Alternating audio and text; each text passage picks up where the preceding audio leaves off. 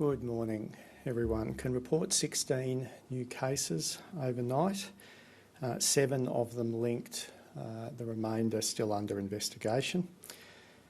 So far, none of today's cases were in quarantine during their entire infectious period, so we know at least 11 spent part of their infectious period in the community, and investigations are ongoing with the balance.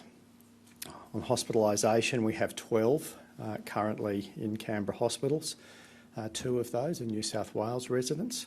We have 2 in intensive care, both requiring ventilation. Yesterday, 2,675 tests were conducted across the territory. That's higher than the previous days, but still a little lower than we would like. So again, if you have any symptoms, please come forward for testing straight away. Too many of our cases have been waiting days and days with symptoms before coming forward to get tested. That's why they've been infectious in the community for an extended period of time. And this would be one of the ongoing challenges of getting the number of infectious people in the community down, is the delay and the time that people are taking to come forward for testing when they've obviously got symptoms. So please, if you have any symptoms, you've got to come forward for testing. Compliance activities continue across the territory and at our borders. The Australian Defence Force are now working with ACT Police and New South Wales Police at ACT border checkpoints. Over 2,000 traffic stops were conducted yesterday. In very simple terms, you should not be moving across the ACT New South Wales border unless you have an essential reason for travel.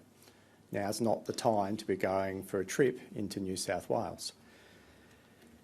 Yesterday, over 3,000 first doses were administered at ACT government mass vaccination clinics. We're still at the point of the vaccination rollout where first doses are the majority of our daily vaccinations. There are tens of thousands of unvaccinated people still in the ACT. They are mostly younger Canberrans who have bookings but are still waiting to get their first dose of a vaccine. At this point, less than 1/3 of Canberrans aged 16 to 39 are fully vaccinated, whereas if the population aged 40 plus are now over 80% fully vaccinated. Can report that the Moderna vaccine has arrived and is available in significant quantity at local pharmacies. It's available right now for people who aren't vaccinated. Canberrans aged 12 to 59 are eligible to receive the Moderna vaccine. So if you jump online now, you may be able to get a Moderna booking today. Pharmacies right across the ACT have access to the Moderna vaccine, and there are bookings available. So jump online, you may be able to get your vaccine in the next few days if you can't get it today. Jump online, make a booking. We need you to get vaccinated. Today, ACT Minister for Skills Chris Steele and I announced a significant extension to the Job Trainer program in the ACT. This expansion will see around 2,500 additional free training places available. The Job Trainer extension will support a mix of full qualifications and short courses, with 575 training places reserved for aged care and 170 reserved for digital skills. The new funding will also support Canberrans who struggle to find a job, including those who've been out of work for an extended period. And it does this through providing places in pre-employment, pre-apprenticeship and foundation skills programs. The first of these new free training places will be available before the end of this current calendar year that will support ACT school leavers. Now, importantly, as we emerge from our lockdown, In partnership with the ACT Government and the Australian Government, so a joint initiative between the two, we're providing free training and short courses through the Infection Control Training Program. This is to assist local businesses to keep their workers and customers safe.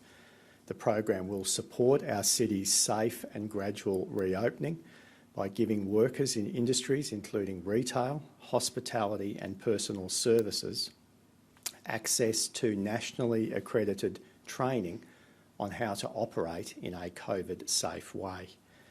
The expanded Job Trainer program and our continued investment in skills are an important part of meeting emerging workforce challenges as we emerge from the pandemic. These free training places are a huge opportunity to reopen our economy in a COVID-safe way and for individuals to get the skills they need to build a successful career in many different industries.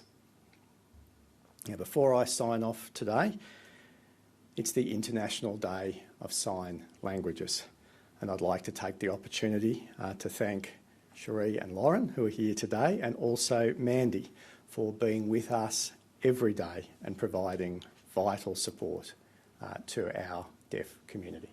Thank you. In summary, for those who've joined late, we've recorded 16 new cases, which is pretty much in line with the 7-day rolling average for cases in the Territory. 7 of them are linked and are household contacts predominantly. We know at least 11 spent part of their time infectious in the community. We have 12 people hospitalised, including patients from New South Wales, a trend that will continue into the future. And we have 2 people in intensive care, and we send our love and support to their families.